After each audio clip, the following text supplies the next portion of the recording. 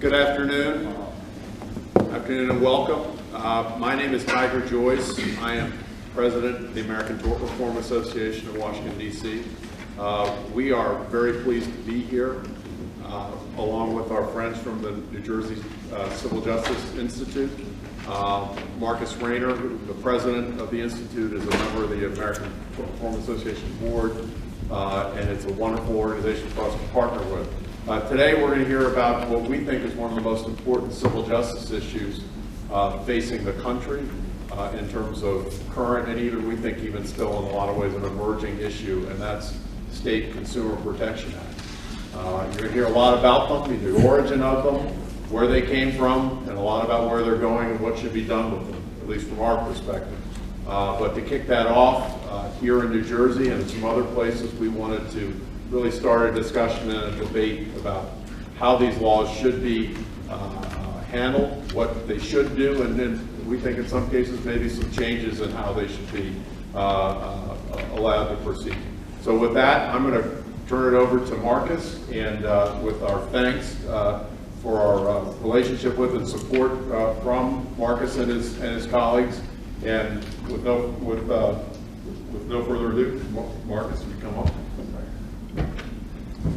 Thank you, Tiger, and welcome. As Tiger said, I'm Marcus Rayner. I'm president of the New Jersey Civil Justice Institute, and thank you to Tiger and ATRA for partnering with us today on this very important issue. Very quick logistical issue. We're going to run this program until about 5:30, or until the panelists have told us everything they can tell us, and then there'll be a short reception, and we invite you to stick around and join us for that. We can talk about some of the important information that's been shared today. The New Jersey Consumer Fraud Act, and I'm sure many of you are familiar with it, at its best is a law that does protect consumers when they are defrauded and when they lose money due to deceptive business practices. That was its original purpose. That is why it existed originally. But unfortunately, our legislature and our courts have over time evolved the Consumer Fraud Act into a blunt instrument to regulate everyday business practices. Today, there are over a dozen bills in the New Jersey legislature that would regulate everything from the sale of olive oil to the sale of printer cartridges to debit card fees, and even so far as to say that any paid advertisement in print needs to have the word advertisement, and if you don't, you're defrauding consumers. That's far beyond what the act was originally intended to do. I think most people would agree with that. And when the legislature uses the Consumer Fraud Act as this very blunt instrument to regulate everyday business practices, it exposes honest and legitimate businesses to an enormous litigation threat that I don't think the original framers of the act intended, and frankly, I don't think many legislators intend. With its enormous incentives to litigate of mandatory treble damages, attorney's fees, court costs, lack of necessary reliance on a fraudulent statement, extraterritorial application, everything else we see, New Jersey's Consumer Fraud Act really has become a leviathan, unlike many consumer protection acts around the country. And so we wanted to talk about that today, explore the origins of the law, explore where it is today, and where it should go in the future. We really appreciate you joining us. This will be available on our website in video form. We'll be trying to continue this conversation with the legislature and public policymakers in this state in the coming months, and we hope you'll join that conversation. I want to thank ATRA for helping us co-host this event. I want to thank our staff, Emily Kelchin, who's out front, for putting a lot of this together, and Alita Cass, our chief counsel, for helping to assemble this panel. And so with that, I'm going to turn it over to Alita, who's going to introduce the panelists today. Thank you.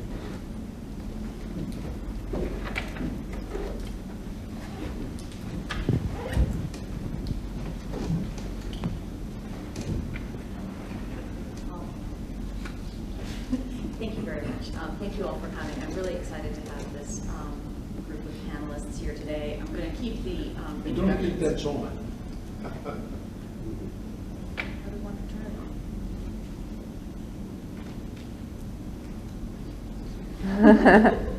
I'm going to keep the introductions brief because they are esteemed and fantastic, but more than anything, I'd like to hear from them. And so, just briefly, we're going to start our discussion with Professor Joanna Shepherd.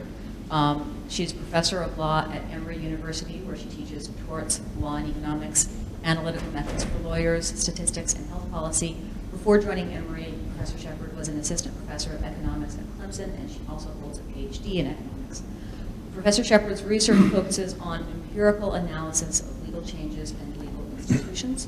In addition to publishing several academic articles, Professor Shepherd is the author of 2 textbooks, The Economic Analysis of Law and The Economics of Industrial Organization.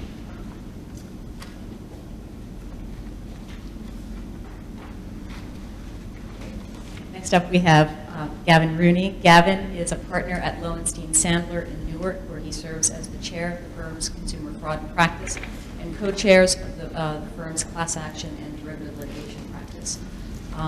Gavin represents several large corporate and institutional clients and handles numerous jury and non-jury cases in New Jersey, New York, California, Massachusetts, and Florida. Next up, we have Billy Pinilis, who is joining us today representing the plaintiff's perspective, and we do really appreciate his perspective here, and I think it's essential that we have a proper debate in this context over the proper role of this of these laws, and he just brings a fantastic perspective on that. Billy is a founding partner of Pinilis of Halpern. He concentrates primarily on handling consumer claims, complex commercial litigation, civil action litigation, and personal injury negligence actions. He also serves as an adjunct professor at Seton Hall School of Law, where he teaches consumer law and New Jersey practice. And he is a founding member and frequent contributor to the Consumer Fraud Forum, a consumer protection and advocacy forum. And finally, our moderator, former Judge Dennis Cavanaugh, who served as judge in the U.S. District Court from 2000 to 2014, and as a U.S. Magistrate Judge from 1993 to 2000. Judge Cavanaugh began his career clerking for Judge Francis Hayden of the New Jersey Superior Court and spent 3 years as an assistant deputy public defender in the New Jersey Public Advocate's Office. He was appointed U.S. District Judge by President Clinton in September 2000 and served until he retired January 2014. After retiring from the bench, he joined the law firm of McElroy, Deutsch, Mulvaney Carpenter in Morristown, where he is co-chair of the firm's mediation and ADR practice group. And with that, I will turn it over to our esteemed moderator. Thank you.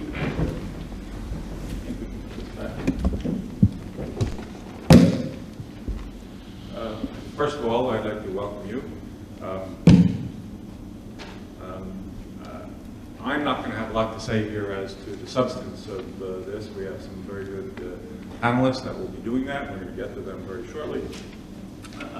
My job will be just to hopefully keep this moving along. I take no position on whether or not the laws are too strict or otherwise. I heard a couple of comments about the legislature and the courts, and I've still got a lot of friends in the courts, so I don't want to get involved in that. I'll leave it to your decision as to whether or not the laws are as they should be.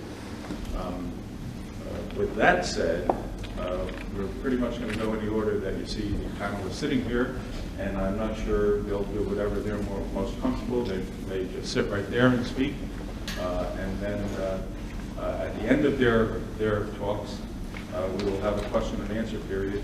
Did we decide whether or not after each individual speaks there will be questions then, or we're going to wait to the end? Just wait till the end. Probably wait to the end. We have a couple of questions that I might have, but certainly during the course of the discussions here, if something comes up that you believe is of interest and you would like to question about it, why don't you just jot it down, and at the end I'll have an opportunity to ask you for any of those questions. So, without further ado, I would like to introduce Professor Joanna Shepherd, who will start off the discussion. Great. Well, thank you, and thanks so much for including me in this discussion. My role here is obviously more of the academic role. I'm going to talk to you a little bit about the history and evolution of the Consumer Protection Acts in the states and in general, and then more specifically about the Consumer Fraud Act and how many of these laws in different states and in New Jersey have kind of devolved from their original purpose. So the Consumer Protection Acts, the litigation originally developed in the early 1900s when it became quite apparent that the traditional common law protections were not really protecting consumers from fraudulent and deceptive business practices. So first we see the federal government acting with the FTC Act to protect consumers. The FTC Act was after about a decade of experience with that, it became apparent that it also was not sufficient. There were a lot of problems with the FTC at the time, and so we started seeing states adopting their own consumer protection acts in the early 1960s. So New Jersey was one of the first ones. All of these original state acts had various things in common, and specifically, they were really designed to maintain the balance, recognizing that consumers needed protection from fraudulent and deceptive practices, but at the same time recognizing that if a law was too indulgent, we could say that it would open the gates to excessive litigation, and that in turn could hurt consumers as businesses became defendants in too many cases, paid too many costs. Businesses obviously employ people who are consumers and also are responsible for the prices that consumers ultimately pay on their products. So all of these original laws sought to seek that balance between protecting consumers and preventing excessive litigation. So for example, all of the early state laws, including the New Jersey Act, they had, very few of them had private rights of action. They were generally enforced by the attorneys general. They only allowed attorneys' fees for conduct that was intentional conduct. And in general, they did not have any sort of class action provisions in most of these early laws. But over the years, a lot of these laws in certain states have devolved from their original purpose, and as a result, there's a lot of criticism that they are encouraging excessive litigation, and they really aren't sticking to the point, to their original goals of just protecting consumers. So that's what I'll talk about a little bit. So New Jersey was one of the first states that had one of these laws. The consumer fraud statute was originally enacted to, quote, combat fly-by-night operators who travel from area to area perpetrating deceptive business practices. So certainly we can all agree that that is a goal that we should try to achieve. And for about a decade, it was applied by the attorneys general, much in line with some of the issues I just said, right? There was no private right of action, no attorney's fees, et cetera, et cetera. In 1971, there were some amendments, and then since then there have been several more stages of amendments, and it's really changed a lot. And now the New Jersey Consumer Fraud Act is unique among state consumer protection acts in various ways. So for example, I'll give you just a few examples of how it's unique. The Consumer Fraud Act allows plaintiffs to recover attorney's fees for technical violations instead of intentional ones. And even in situations where they aren't ultimately able to prove that the plaintiff suffered a loss. And so they have to be able to survive a summary judgment, the defendant's motion for summary judgment on the ascertainable loss issue. But ultimately, there have been cases where they end up not being able to prove that the plaintiff suffered an ascertainable loss. It can even be for a technical violation, an unintentional violation on the defendant's part, but nevertheless, the plaintiff ends up recovering attorney's fees from the defendant. And so, when I first started researching the New Jersey law, to me, that just, you can imagine if there was a new law that you read about in the newspaper that was being proposed, and it said, well, we're going to allow attorneys to recover fees even when their clients lose, and even when the defendant did something unintentional, and the plaintiff still gets paid by the defendant in those situations.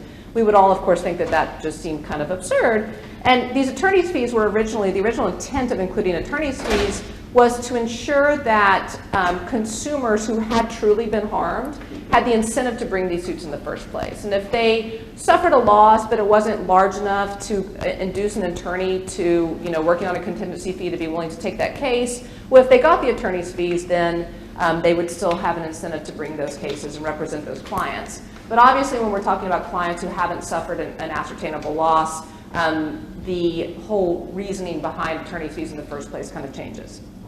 Another thing that sets New Jersey apart is the mandatory trebling of damages. So under most states' consumer protection acts, the trebling of damages is discretionary. Judges are allowed to impose treble damages at their discretion, and in general, we see those imposed for intentional violations or kind of intentional deception on the part of the defendants. We often don't see treble damages when there's just been a technical violation of the law. This obviously brings the purpose behind the treble damages under the Consumer Protection Acts more in line with other kinds of exemplary damages. So punitive damages are meant to punish. Treble damages in patent cases are for willful, infringement and that sort of thing. And so by requiring treble damages under these violations, it really kind of goes beyond the purpose behind exemplary damages more broadly.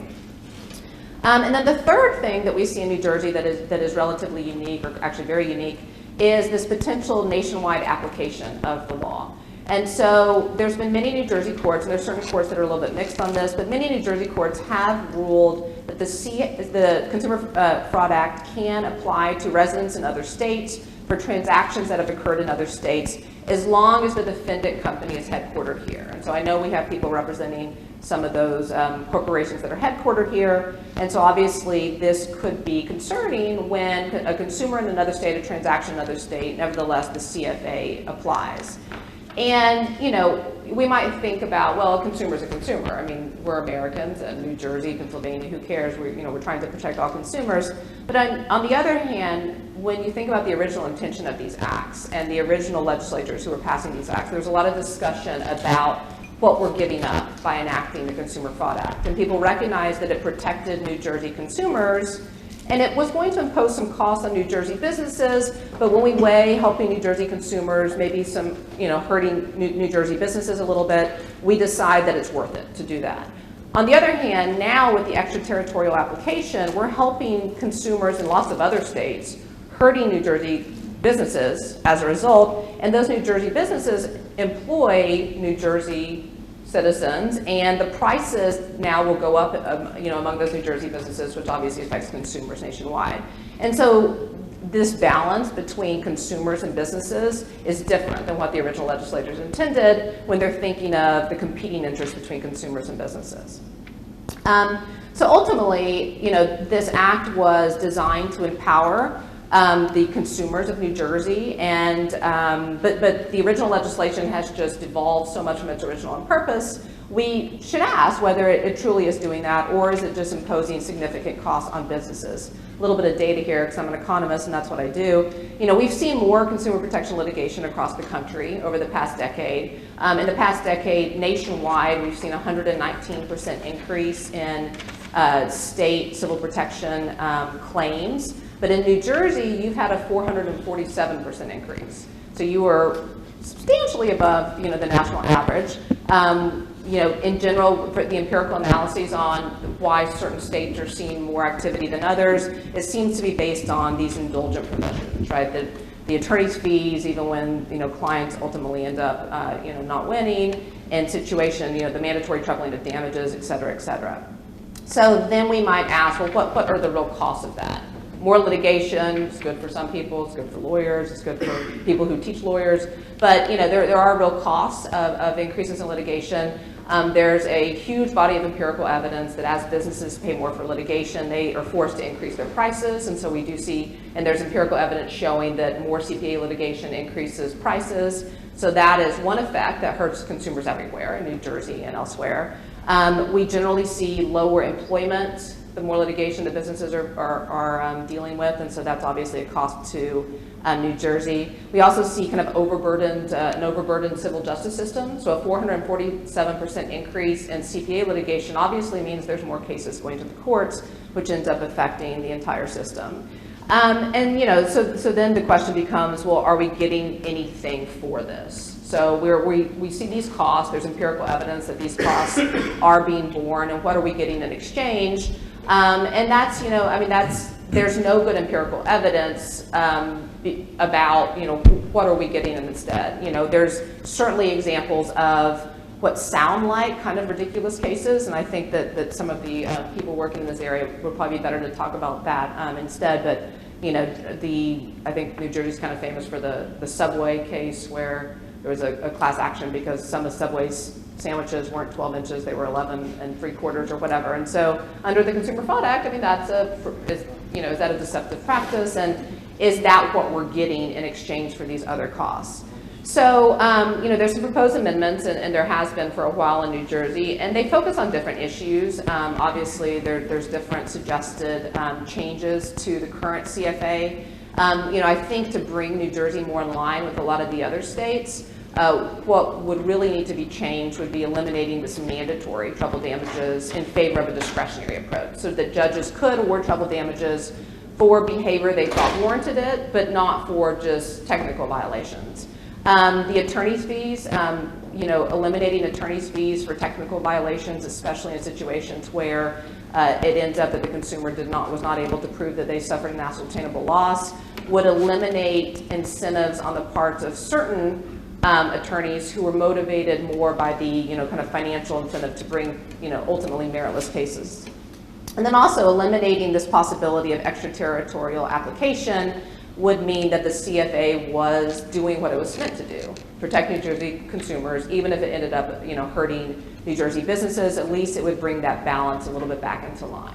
So I'll stop there, and I'm happy to answer more questions. I've written lots about kind of the histories of these kinds of laws and more kind of the nationwide perspective. But I think now we'll turn it over to people who have a little bit more experience litigating these kinds of cases specifically in New Jersey. Thank you, Professor Shepherd. I appreciate that. And I have read some of your work. I know you have a lot more that you can and will talk about. Hopefully we'll have some questions that will cause that. Next up is Gavin Rooney, who's going to give us his view. I'll start with a preface by saying I'm a defense lawyer by trade, so you understand what my perspective is when we begin. For me, the issue really is whether the profit motive is a wise thing to build into the regime of consumer protection. We're not here to talk about enforcement actions by the Attorney General or by the FTC. We're also not here to talk about situations where state attorneys general may themselves engage private counsel to prosecute alleged consumer fraud violations, which is becoming an increasing practice across the country. What we are here to talk about is what's generally thought of as the private attorney general theory, that it's a wise policy to incentivize lawyers principally to go out and prosecute claims of consumer fraud. There really is no question that the New Jersey Consumer Fraud Act does do that, create a profit motive for attorneys to bring these cases, normally as class actions. Treble damages, as you've heard, are mandatory, so it's damages times 3. You can also get sometimes punitive damages on top of the treble damages, even though you might think treble damages was enough to punish someone. There's the mandatory award of attorney's fees. There's a lack of proportionality in terms of what the attorney's fee award might be versus what the injury was.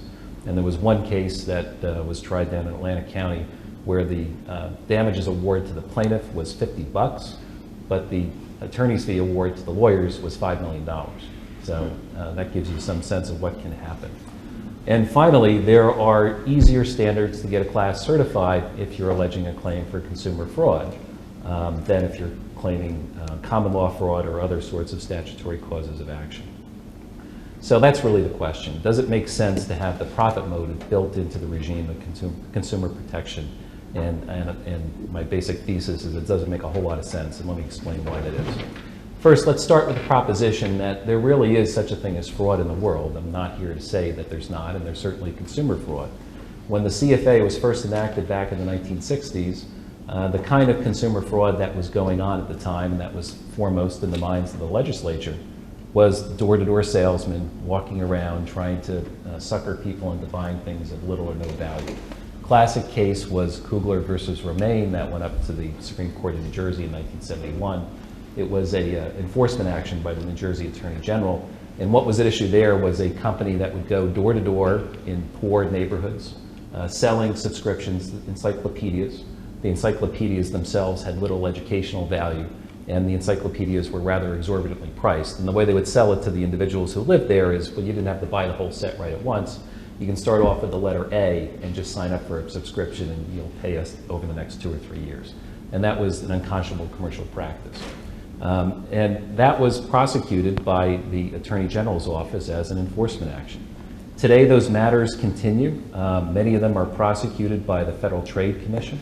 In preparation for this discussion here today, I took a look at some of their press releases about the recent settlements. Unlike the 1960s, you don't really see the door-to-door salesman type scenario anymore. There's products, though, that are sold over the internet. There was a recent settlement for a company that advertised that using its exercise machine for 2 minutes a day would result in significant weight loss.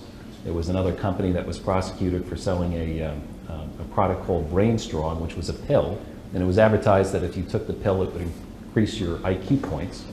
And then there's also been issues involving advertisements that if you take this pill, you don't have to go to the gym, you'll lose weight, or if you spread this particular product or cream on your body, you'll lose weight in certain areas of the body that you might want to lose some extra pounds. So those still remain. I don't suggest that they don't, and those are being prosecuted by the authorities, by the FTC. And so, you know, there really is a cop on the beat. So let's switch, though, and ask ourselves what's going on with regard to the private attorney general situation. When Alita Cass asked me to sit on this panel, I decided to keep an eye on new cases that were filed. And that's probably an unscientific sample, but I thought it would be worthwhile. So I started checking the updates of the new cases filed on the federal docket for the district in New Jersey on the 19th of August of this year. And I checked on it for 30 days through September 19th. And every time I saw a consumer fraud class action filed in our court, I wrote down what it was. So I've got 6 cases. One was against Ambit Energy that was filed on the 19th of August, and that was an allegation that they were supposedly misleading in their advertising for the sale of retail electricity. Sale of what? I'm sorry? The sale of what? They were selling? Retail electricity. So you get your power delivered by JCP&L, but you buy the actual megawatts from them. So it's the competition for retail electricity. Toyota was sued for alleged defects in engines. There was a claim against General Mills, the food company, that it was falsely advertising Honey Kicks cereal as, quote, all natural, close quote, when in fact it involved genetically modified corn. Of course, when I read that, I remember some of the stuff I've read in the past, that all corn has been modified over centuries from what it was originally. And the corn we have today is nothing like what it was 500 years ago. Caterpillar was sued in a putative consumer fraud class action for allegedly producing diesel engines that did not achieve the air pollution reduction goals that were supposedly advertised. Toronto Dominion Bank was sued for allegedly not disclosing forward transaction fees when you would put your ATM card into a machine abroad, and they would charge you a certain fee for the privilege of taking out cash in a foreign country. And at the end of the 30-day period, and I think this one's my favorite, a series of defendants were sued, including Merck and Pfizer. And what they were sued for under the Consumer Fraud Act is duping people into buying more eye medication, liquid eye medication, than they really needed. The theory of the case is that when you bought this eye medication, it comes, as I'm sure you've all used it, in a bottle with a dropper that's also the lid.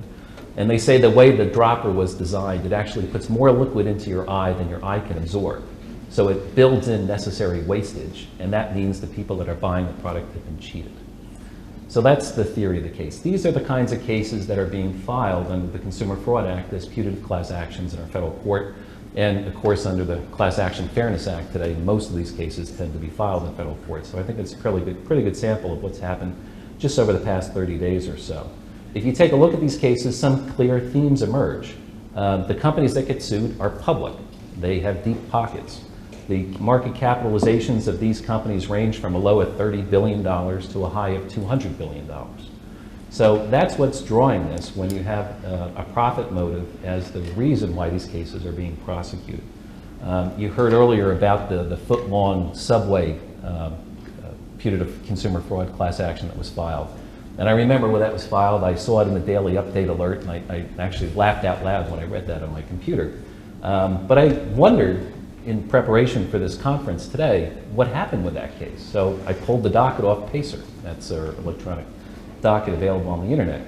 And what I didn't realize is there was actually an application to the Judicial Panel on Multi-District Litigation. Apparently there's so much foot-long sandwich litigation going on in the country that somebody made an MDL application for that, and the case was transferred out of New Jersey. And apparently they've all been consolidated in Wisconsin, which is the center of sandwich litigation.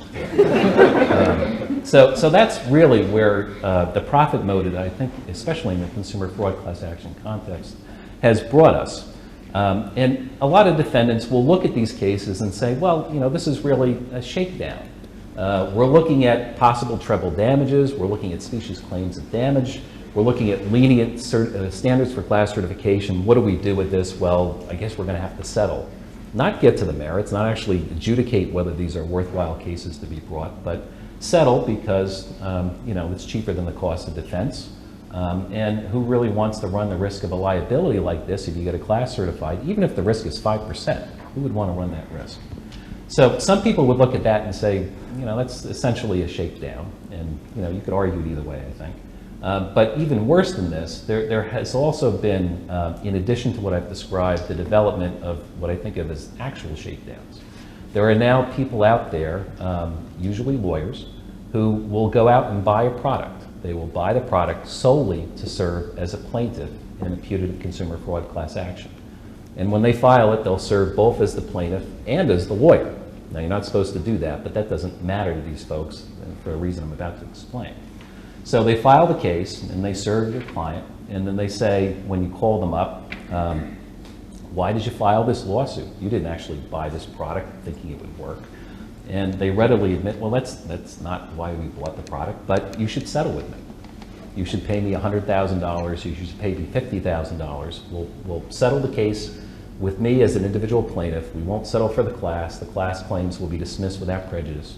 But you will buy your way out of the defense costs that this case will take to litigate. So, you know, there's one individual in the state who's filed, at last count, I think 5 or 6 dozen of these cases. I've been involved in a couple myself, and it's quite brazen, where he files the case. The only reason he bought the product was to be able to file the case. Ordinarily, you're not allowed in settlement to ask the plaintiff's lawyer for an agreement that they'll never sue your client again. He actually is able to offer that because he's not only serving as the plaintiff, he's also serving not only as the lawyer, but also serving as the plaintiff. So he can sign as a plaintiff an agreement that says, I'll never sue your client again, and that way if you pay me, you know, my blood money, you can be sure that you'll never see me again. And the vast majority of those cases have settled because the companies that look at these cases say, well, it's going to cost me $50,000 to win a motion to dismiss. I might as well pay him 30 and save 20 to get rid of the case in terms of settlement. And that's really, I realize, a gross example of where the profit motives take us. And I know many plaintiffs' lawyers don't fit the profile of what I've just described, but they are out there, and it's something we should be concerned with. So, you know, in closing, I think what this indicates, at least from my perspective, is that this is a statute that requires reform. I think the reform should address the issue of the profit motive. I'm not saying there shouldn't be some fee shifting, but it should be proportional. You shouldn't get paid $5 million for a $50 damages award. The trebling should be discretionary, discretionary on the part of the trier of fact. Let the jury decide whether they think the conduct is so egregious that it requires some sort of exemplary damages like treble damages. We don't make it automatic. Commit that to the jury's discretion.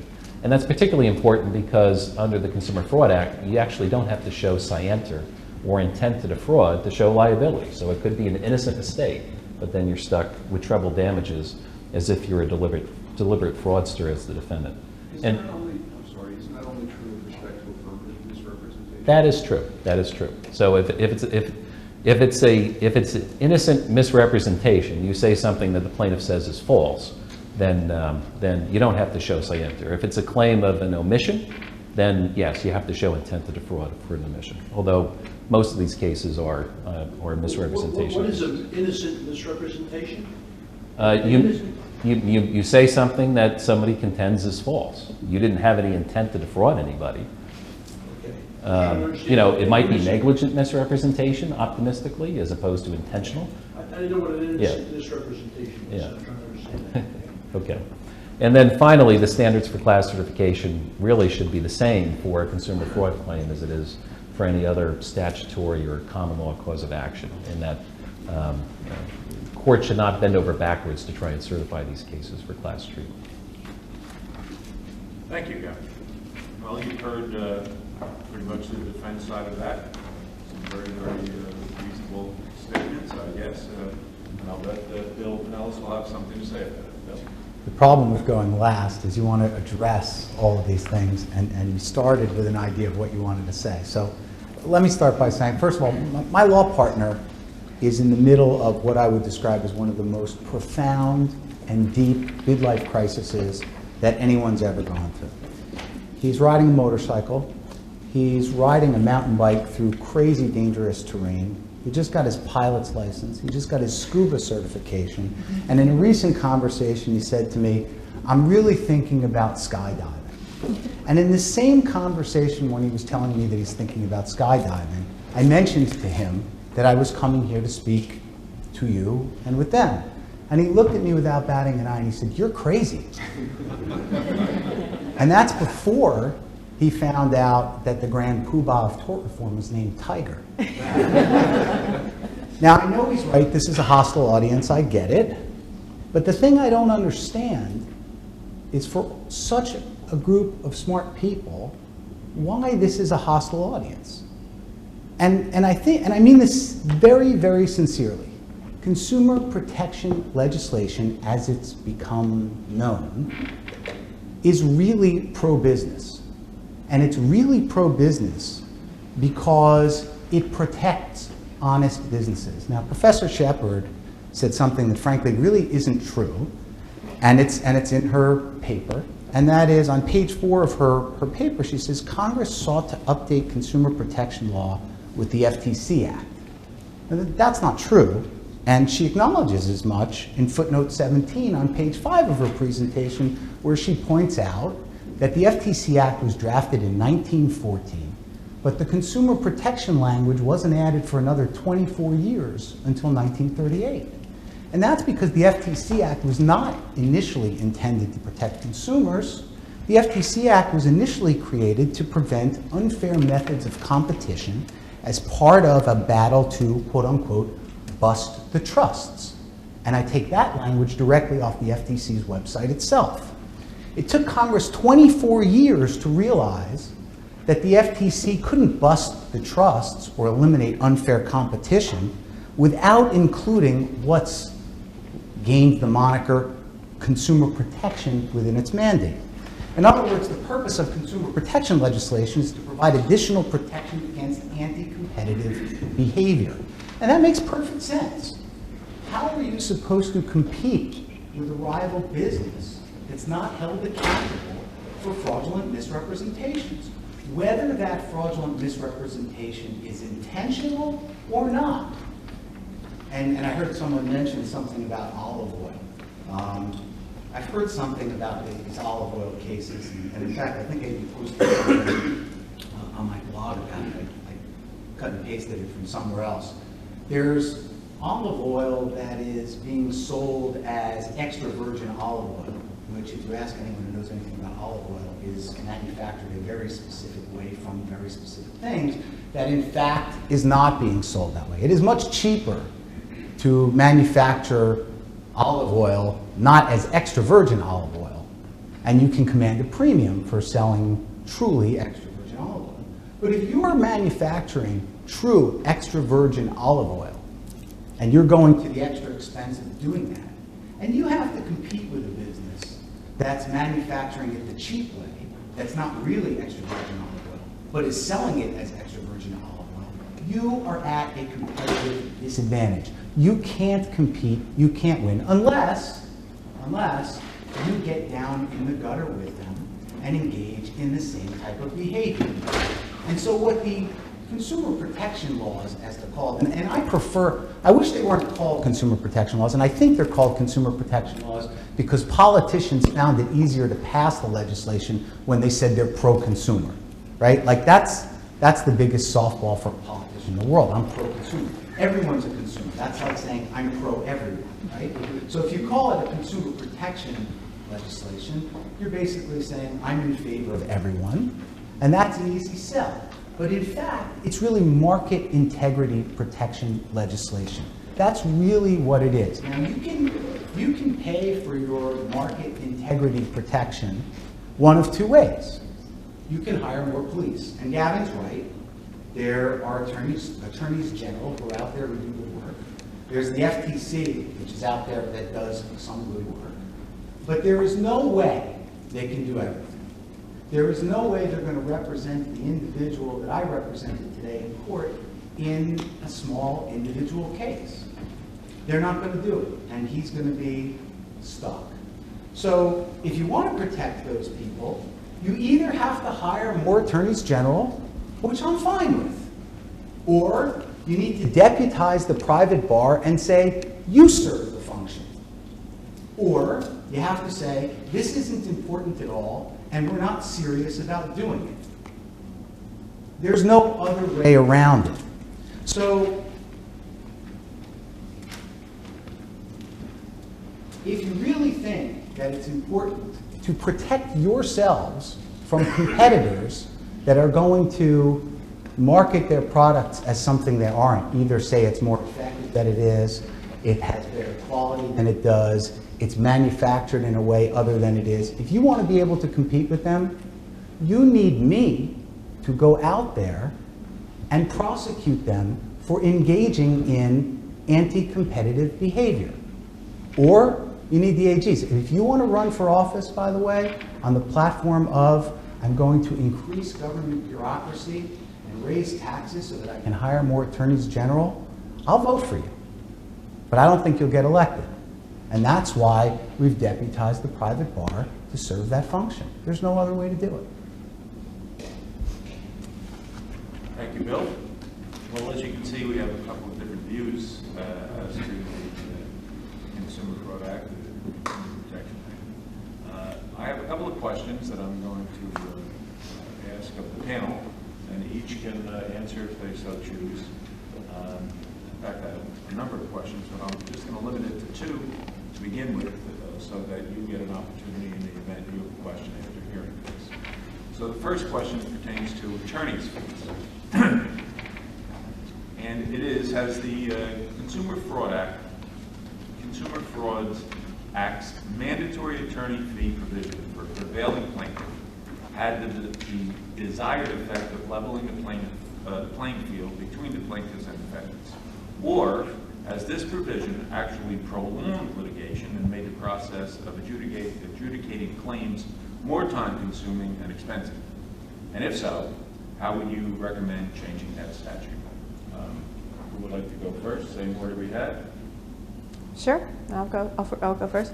Well, you know, the intention behind attorney's fees originally was, as I said a few minutes ago, it was recognized that a lot of consumers who were harmed probably suffered very small harms, and no attorney would take that case, and it wouldn't make sense for them to pay the attorney to take that case, to pay hourly, unless there was some sort of attorney's fees provision. So that was the original intent of that, which I think we can all recognize kind of makes sense.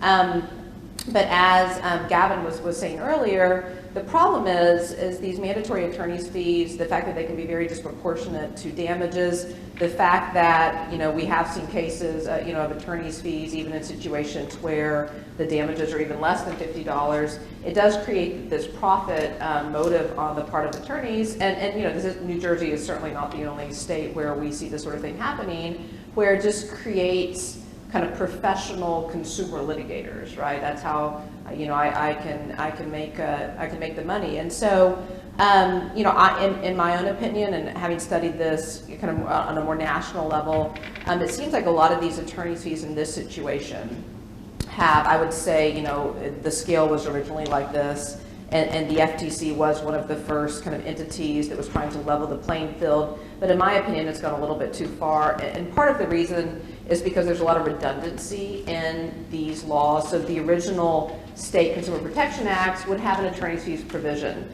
or they'd have a treble damages, or they would have a class action provision. And the idea was that, okay, they all have the same problem. Consumers suffer small harms. We need to give consumers and attorneys some reason to file these suits. So you need one of those. You need a class action provision, or you need treble damages, or you need attorney's fees. You don't necessarily need all three. That's very redundant. And it really just builds on the incentives to bring these cases in the first place.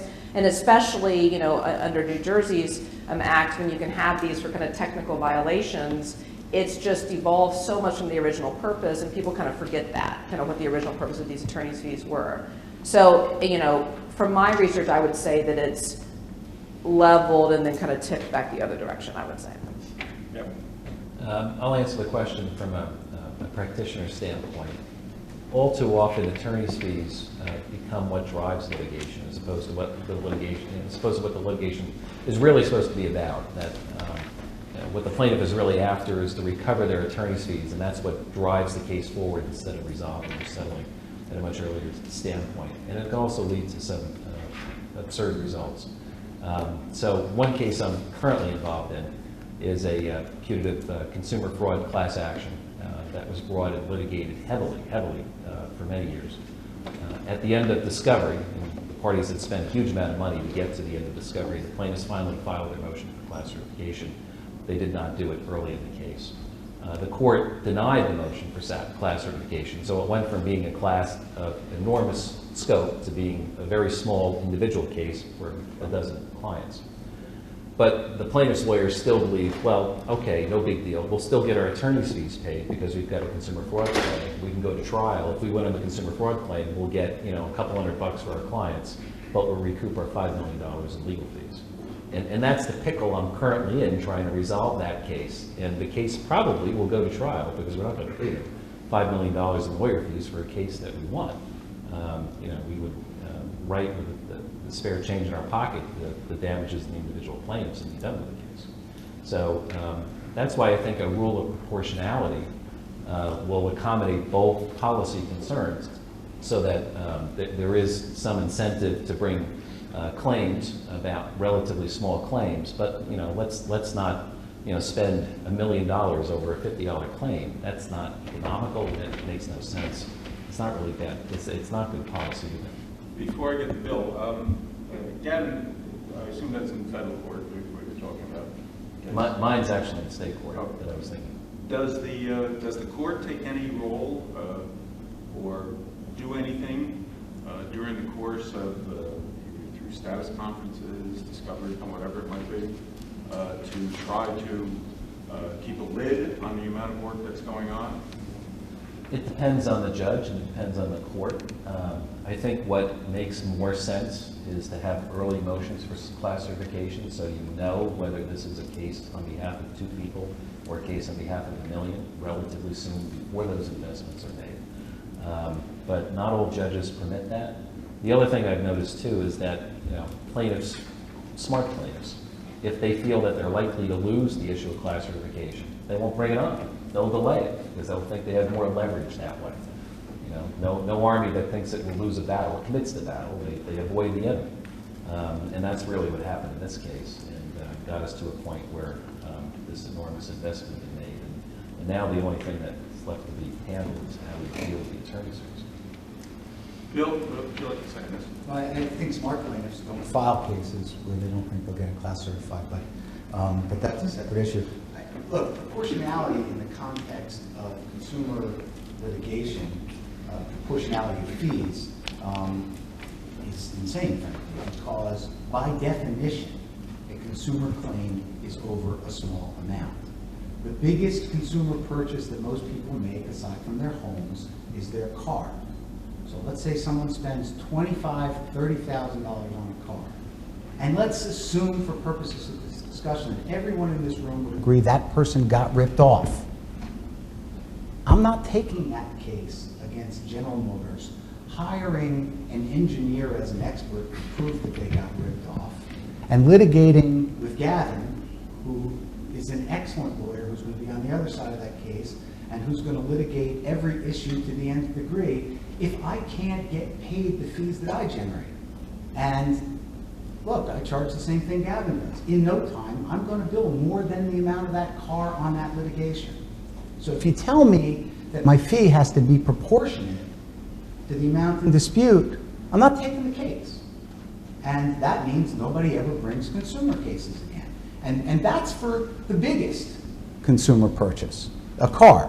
When we're talking about other items, it becomes even more so. It doesn't take any less for me to litigate about a faulty engine in a car than it does to litigate about a faulty engine on a treadmill, right? I still need the same engineer.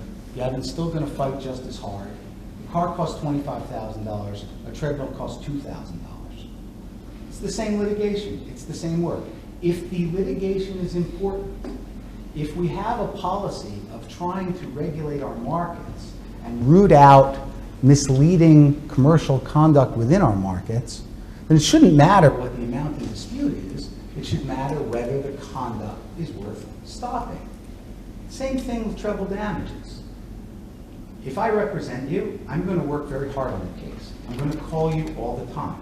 Gavin's going to interrogate you in my office for hours on end. You're going to have to talk to me, and you're going to have to talk to him. And it's not going to be pleasant talking to either one of us.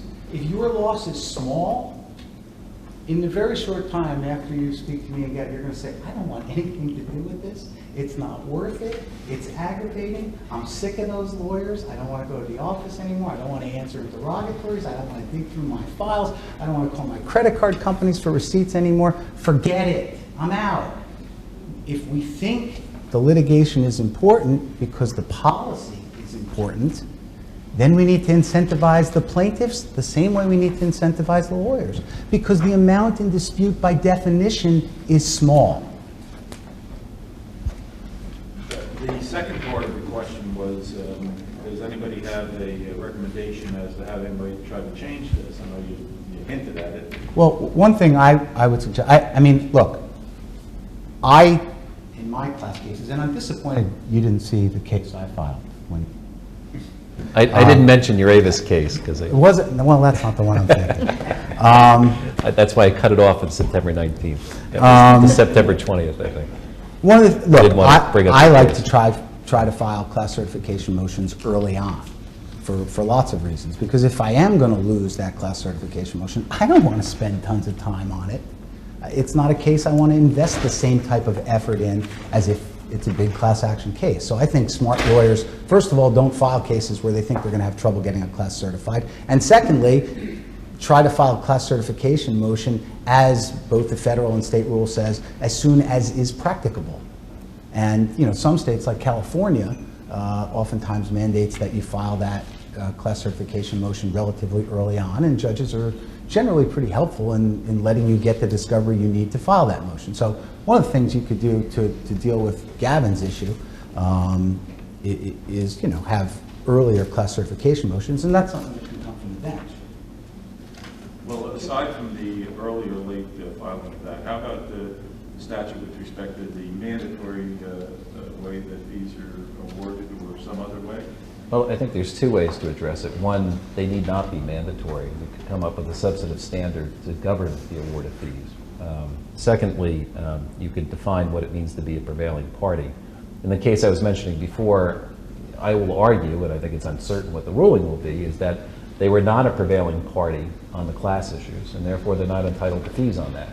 The argument I'll see on the other side, of course, will be, well, we would have taken all of those depositions and looked at all of those documents, whether this was a case on behalf of 12 people or on behalf of 100,000. But we could tailor what it means to be a prevailing party. And then finally, either you could proportion it in terms of a multiplier or an absolute threshold in a non-class context. We're not really talking about situations where a class actually gets certified and goes to trial and the class recovers a large sum, because you know that would pass the proportionality test because of the damages at issue. We're really talking about situations, I think, where the class fails, or it's an individual suit. That was the case that involved the $5 million of fees on $50 in damages, and handle it that way. Bill, you didn't really respond to the fee part that you were talking about the class. Do you have anything you want to say before I go? Yeah, I mean, look, I can tell you from a practitioner's standpoint that if fees aren't mandatory, you know, if you win, and we talked about situations where, actually Professor Shepherd talked about situations where someone makes it through summary judgment because there's an issue of whether or not they've suffered an ascertainable loss. And then, and the thing that Professor Shepherd left out is they prevail at trial in demonstrating that there was a violation of the act. So there was a violation of the act.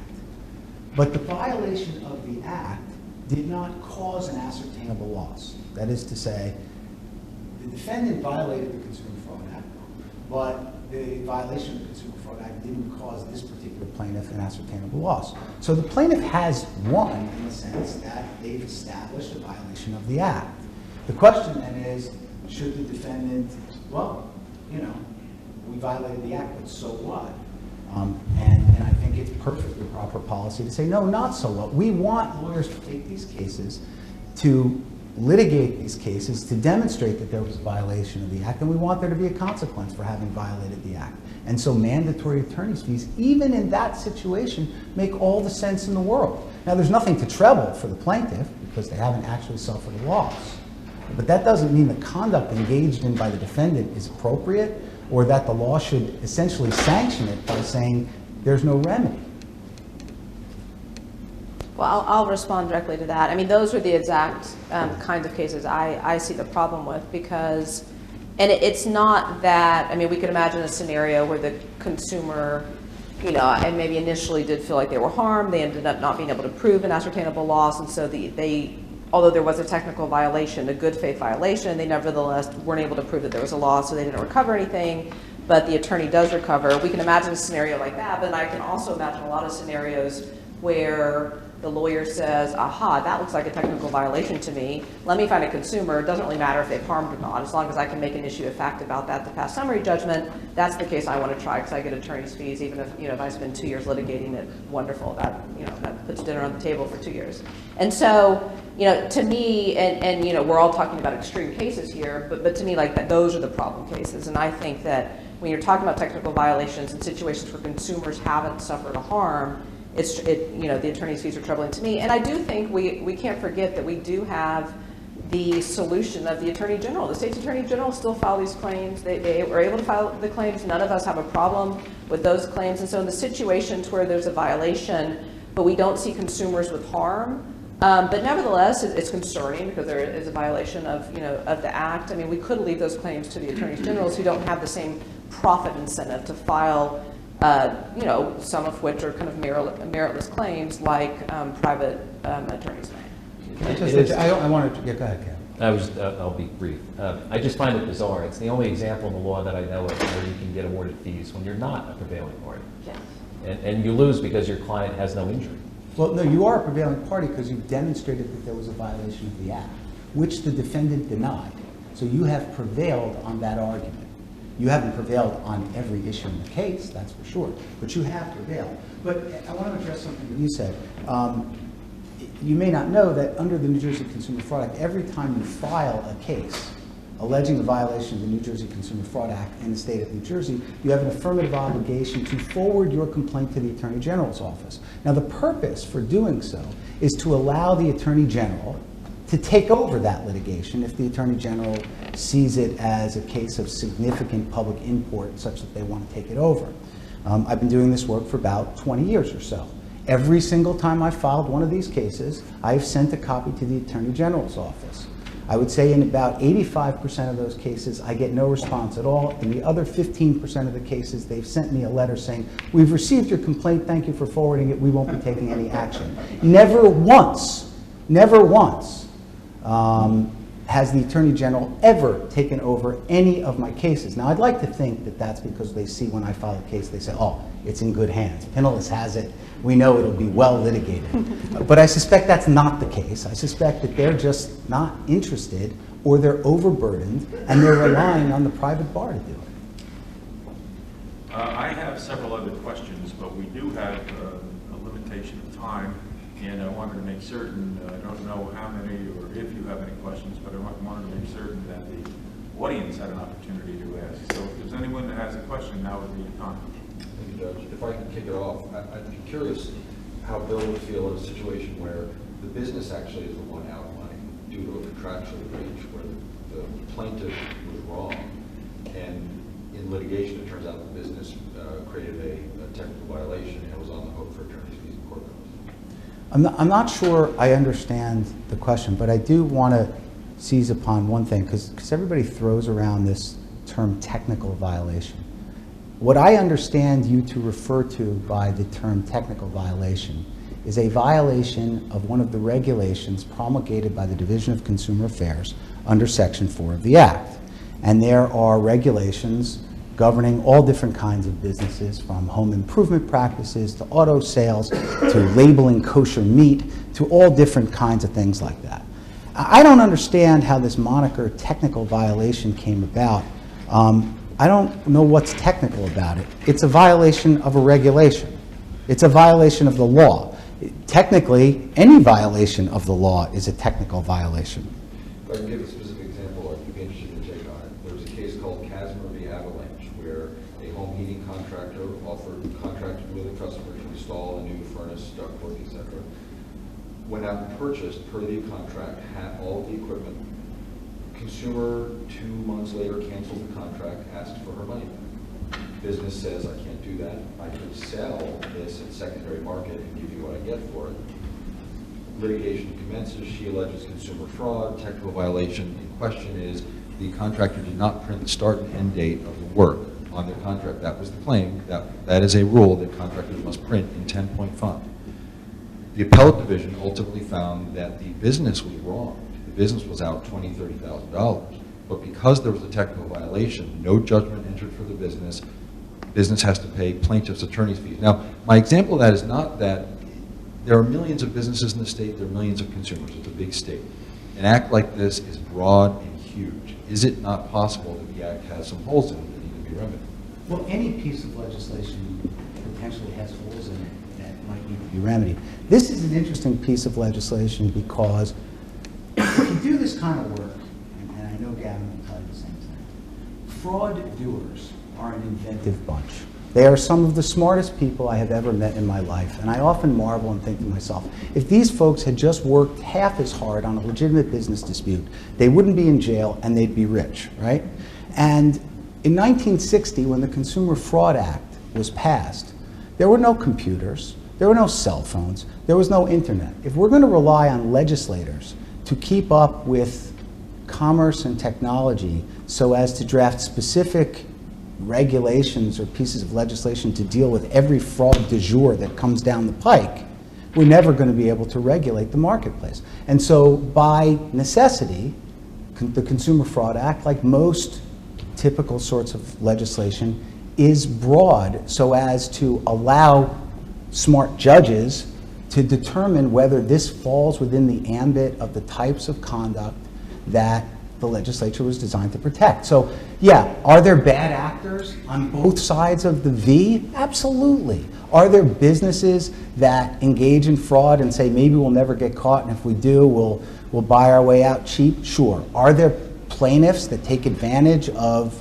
the legislation and or deep-pocketed defendants who are more likely to settle with them than to litigate with them? Absolutely there are. But the real question is whether this type of legislation serves a social benefit.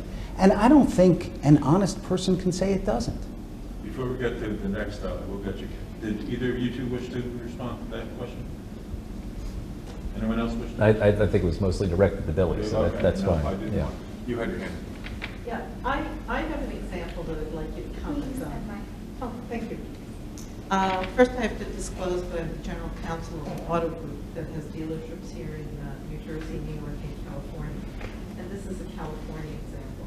There is a California technical law that says that on consumer contracts in the auto world, you have to itemize all of your documentary fees, you know, what you pay for the license, what goes to the DMV, et cetera. At the time that we had a class action lawsuit against us based on this, where we spent millions of dollars between settling and paying our attorneys.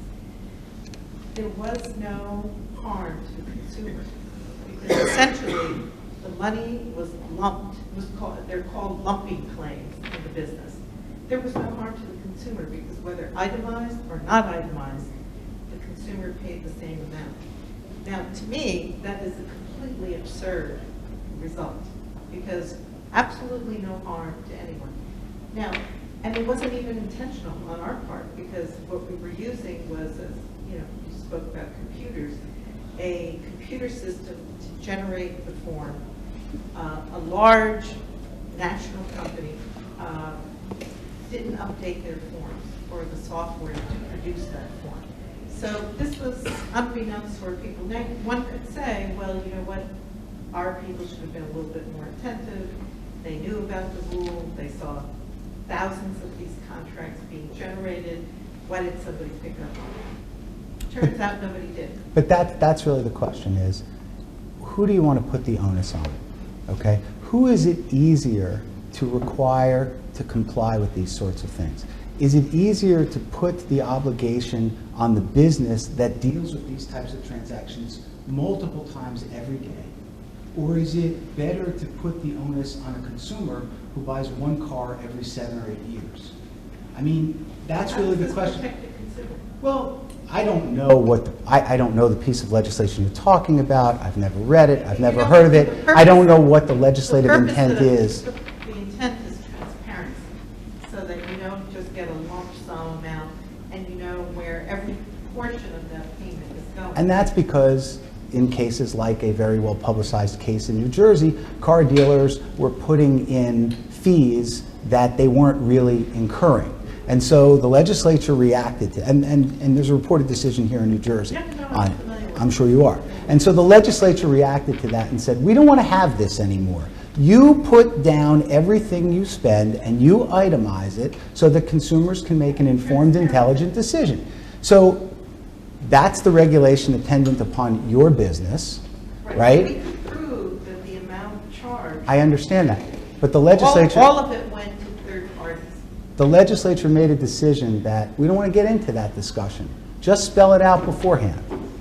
And it sounds like your business was hurt, and I'm sorry your business was hurt, but the question really is, who should the onus be on? The people who do it every day and are in that business and should be vigilant about complying with the regulations attendant upon that business, or the consumer that shows up once every 7 years to buy a car? There's a statute in New Jersey that does much of what you're mentioning now. It's called TAQUANA, Truth in Contracting and Warranties Notice Act, something like that, an ugly long name that's turned into a weird acronym. But it provides a $100 penalty without injury. Doesn't matter if somebody's injured, if there's something somewhere in a form contract that can be said to violate some statute, rule, common law, judge-made rule. It's statutory, I think. It was recently applied by Judge Samandel in a case involving a release of premises liability based upon the common law of New Jersey in terms of premises liability. So it's beyond statute. It certainly includes statutes, but it includes judge-made law as well. And the core is it's without injury. It's a windfall to the consumer, and it's a windfall, of course, to the lawyer who files the case and files it as a class action. And the idea behind it is we want to incentivize people to bring those cases so as to get car dealerships to do what they're supposed to do. That's the concept behind it. Now, you can accomplish that another way. You can hire more people to work in the Attorney General's office, or to work at the Federal Trade Commission, or to work at the new Office of Consumer Affairs, and let them do it. I think another way to do it. Or you can just say we don't want to do Or the it. business can hire more people to, look over these things. But this is True. assuming that you have businesses that have all this money to spend on compliance. And believe me, businesses spend I would bring it back. $1 billion on compliance. All right, I think and we're you going still can't catch to, I up. think we're going to have to go to another question. Thank you very Okay. much. My question is, I know the Consumer Fraud Act was originally designed with consumer transactions in mind, products and services sold to the public at large. What I've noticed in recent years is that in two-party business disputes between corporations, what really should be a breach of contract action, Consumer Fraud Act claims are always thrown in. And I think it's done because if there's no contractual fee shifting, the party suing views it as the only way to get their attorney's fees back. So my question is, are there any cases in New Jersey, published or unpublished, which specifically provide that where you have a two-party dispute between corporate entities, the Consumer Fraud Act does not apply? The I have irony not about seen those cases, and I think there should be a case which says that, but I have not But there- found one which says that. There are some cases, I think, that address that. The irony about the Act is the title of it, and we've talking about it all afternoon, is the Consumer Fraud Act. Beyond the title, the word consumer is not actually in the statute itself. It says person. Nor is any of It's the in the elements of title. fraud. Nor are Yeah. any of the elements of fraud. Well, I suppose when it says a misrepresentation, I know what that means. But when it says person, a person who is injured by virtue of the Act can sue. Well, does that mean a consumer only? Because that's the title of the Act. So there's, I can't give you the name of the case offhand, but there's an appellate division case from 20, 25 years ago that held that businesses can be consumers under the Act. Where, let's say, a business buys a phone system and says the phone system's not working appropriately, they can sue Verizon or AT&T or whomever sold them the phone system and seek treble damages and attorney's fees. And I've been in those cases. They have the interim effect. How do we scare the other side? Treble damages. That's a separate issue. I'm talking about a situation where you had, let's say, a negotiated arm's length contract between the parties. It blows up at some point, and there's a dispute. A lawsuit is filed. The plaintiff throws in count 6 of the complaint, let's say, the Consumer Fraud Act, where they seek treble damages and their attorney's fees. And what I've noticed is that the courts don't throw these out on summary judgment because the plaintiff always argues, well, it was an unconscionable commercial practice that they engaged in. And that's such a broad claim, and statutory definitions of consumer or person are so broad that they say, hey, I'm a person, they engage in an unconscionable commercial practice, you should not throw this out. Even though there's no consumer here, you have two business entities butting heads and going up against each other in litigation. It has to be in connection with the sale of merchandise, and the statutory definition of merchandise is well covered. And so if you're a reseller of the thing, for example, that's not merchandise. But if you actually consume it yourself, like my law firm consumes paper, right? So if we are the victim of a violation of the Act in connection with the sale of paper, we would have standing to sue the entity that sold us the paper. But I think in a typical commercial business dispute, it wouldn't apply, and I think most courts would not apply it. There are other consumer protection statutes in New Jersey that are, by their terms, limited to consumers. I think the Door-to-Door Retail Installment Sales Act is an example. It's not one you hear much about, but in the 1960s, when this statute was enacted, that was on people's minds. And it defines consumer as somebody who's using it for household use. And I think that would be an appropriate reform for this statute. Just as one quick example, then I'll turn the floor to everyone else. Yeah. I've had cases with commercial landlord-tenant relationships, and the tenant is a commercial tenant. The Consumer Fraud Act applies to landlord-tenant relationships. They say that's akin to the sale of a service, is the leasing of space. So they say, I'm a person, I'm a corporation. The Act applies because this is a landlord-tenant relationship. The landlord engaged in an unconscionable commercial practice. So what should be a contractual dispute between a landlord and tenant in the commercial context now has a Consumer Fraud Act claims that survives summary judgment.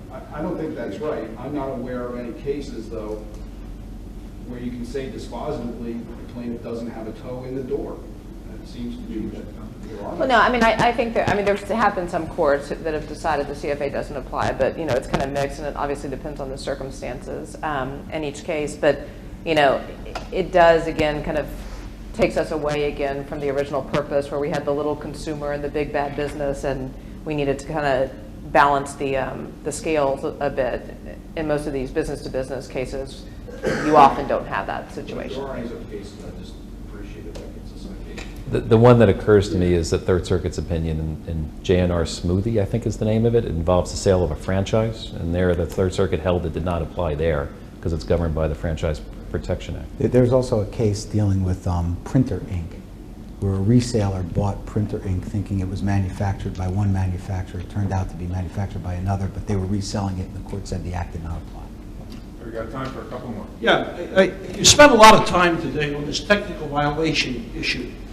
But isn't it really correct today in New Jersey with the fact that the plaintiff has to survive summary judgment? They have to survive a motion to dismiss at the end of their case. If they don't survive that by proving an ascertainable loss, they're out. And then if they do, if they get through all that, and I have a consumer practice, I'm not aware of anybody, including myself or any other attorneys, who've gotten that type of a verdict on a technical violation. But even if you did survive the motion to dismiss and prove the technical violation to get attorney's fees, aren't you going to be limited by the judge when he makes his award? He's only going to give you what, under the rules, what the success is that you've had. And all you've proven is a technical violation that somebody didn't put a start and stop date in a home improvement contract or some other violation, you're not going to get any money. And isn't it really correct that this is really a red herring?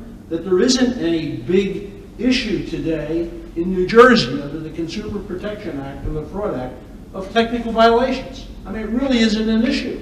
I mean, I don't know of any cases that involve this where anybody's gotten big attorneys. All right, let's go one at a time. If Gavin's your adversary, Pardon? if Gavin's your adversary, you're never going to get to the end of the case because it is a standing requirement under the Consumer Fraud Act to have an ascertainable loss related to the violation of the act. So in your example, where you said there's no start date and end date in the contract for the installation of this HVAC system, and the contractor goes out and orders the HVAC system, and then the consumer cancels the order, and he says, well, I'm stuck with an HVAC system here, right?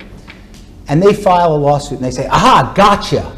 No start date and end date in the contract. Gavin's going to say, that may or may not be true, but that's not you don't have an ascertainable loss related to the technical violation you cite. Therefore, you don't have standing to bring this claim, and your case is going to be dismissed. Now, if you don't have Gavin representing you, that motion might never get made. Okay, I'll give you that. Okay, but if you have a lawyer who knows what he's doing on the other side of the case, the law already provides for that. But if you have a plaintiff's lawyer who knows what he's doing, he'll plead this as a Taquana claim. And he'll say you violated the Consumer Fraud Act by having a provision in your contract that violates the law. And so it doesn't matter that you don't have ascertainable loss, because ascertainable loss is not an element under Taquana. I'm going to You get $100. It's uneconomical. It is. And attorneys are not, I mean, I would like to see the cases that we're worried about that have a technical violation with a large attorney's fee, or in fact, any attorney's fee at all. I mean, I just don't know about it. And I understand what the case that Mr. Rayner's talking about, but that case, if I understand, was 10 or 12 years ago, before Weinberg and before the recent Supreme Court decision saying you got to survive the motion to dismiss.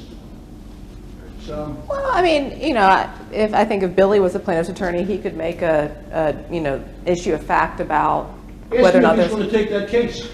I'm not taking that case. Well, but he's not. I'm never taking that case. Billy's not, but there's other ways. He's a good guy. Right. It's not because I'm a good guy, it's because it doesn't make economic sense for me to take it. I am a good guy, by the way, but it's not because I'm a good guy that I'm not taking that case. I'm not taking that case because it doesn't make economic sense, and because if I'm facing a lawyer who knows what he's doing, it's going to get dismissed, and I'm not going to make any money on that case. Sir. I guess two things. The first is, what is the plaintiff's attorney's duty when the client does want it? He doesn't care about the incentive of treble damages. He is so sick, and you know, they're almost. He's on the third day of Gavin's deposition. Right. Right. He's almost fighting. He's fighting with you, and you know, claiming he's going to fire you. I mean, what is the duty? And then the other thing I think is. The reason I see the technical violation as quote-unquote technical violation is because it undermines piercing the corporate veil, right? You don't have to do that anymore for negligence. That's what a technical violation essentially is. It's just negligence, not intentional. And now it can be applied right to the individual, whereas in every other area of the law, there's the corporate veil that protects. That's not correct. Well, the corporate veil does not protect an individual who commits a negligent act. If you're a member of a corporation and you commit a negligent act, you're liable. It's the same thing in the Consumer Fraud Act. That individual has to commit the act to be able to be Well, wait a second. liable. If a driver is driving a commercial vehicle in the scope of his employment and acts negligently and gets into an accident with someone else, is he responsible for his negligence? Right, but you can have someone who writes the rules and operations, who doesn't commit that act. It's their employee who does. Still be held individually liable. No, it's the misrepresentation of the person making it. So that if if the contractor, this comes up a lot with home improvement contractors, and you feel a little sympathy for them because a lot of times, you know, they're not the most educated or sophisticated business people, and they're not familiar with the regulations. They should be. It's their business. They should learn them, but they're not. And so they put together a contract or a proposal. Most of the times it's not even a contract. It just says proposal on it. And they don't put any of the things in there that they're supposed to put under the law. Now, if that were made by someone at the home office, and they send the contractor out to, you know, solicit you to put the roof on your house, and you hire that, the guy at the home office is not responsible for that. The contractor who presents you with this proposal is, because it's his representation. But not everyone in the company has personal responsibility for it. There's no case that stands for that proposition. I think what you're saying is it takes a contract concept where the only party liable on a contract with the consumer is the corporation that entered into a contract, and it overlays a tort theory on it, and that ends up creating individual liability for the people that are acting on behalf of the company. That's true. And in many of these circumstances, I think, you know, the rights and obligations of the parties should really be controlled by contract, and therefore individuals not be subjected to liability, whether they're owners of the company or just employees. Okay, we have time for one more question. But the duty... No, one more question. You got to get out of the case, is the answer. I just want to thank everybody. There will be a question here, but a couple things. First, I think it's been a great discussion. It's been a very open discussion, a lot of good questions. Hopefully it has not been hostile. Something tells me that you probably experienced more hostile environments. I'm going home afterwards. And given the way you've represented your perspective, I commend you for that, and appreciate your bringing that to us. I would add, I've been the president of ATRA for 20 years. I've never been asked to speak in a forum initiated by the trial board. Maybe in the next 10 years I'll get an invitation, although I'm not. So don't ever let it be said that we aren't open to. I appreciate the opportunity to be here. But I do want to ask a question of both of the practitioners, because you made a very interesting point about the nature of the going back to the FTC and the nature of consumer protection, that it is a misnomer, or that was the statement you made. And I'm just interested in your experience. Using your olive oil example, olive oil company A does go the extra mile and you go through the process to legitimately claim extra virgin, and olive oil B does not. I'm curious as to what percentage of your practice is devoted to those sorts of cases where, say, olive oil company A may come to you and say, you know, we're being damaged by olive oil company B. And I'd be interested from both perspectives. Probably Gavin knows more of that. That's a Lanham Act case, right? That's a federal Lanham Act case. False advertising, competitor versus competitor. So I mean, Gavin those cases get do more of that. exist. They, on occasion, will overlap with a consumer fraud class action, although in my experience, relatively rarely. But it does on occasion happen. All right, well, it's now 5:30. That's when we were to end. I hope that we tried to keep this on an even keel. I certainly appreciate the attention. I certainly appreciate the very expert comments that we had from our three panelists. Again, I take no side in either of these things. I'll let somebody else be the judge of that. Thank you all for coming.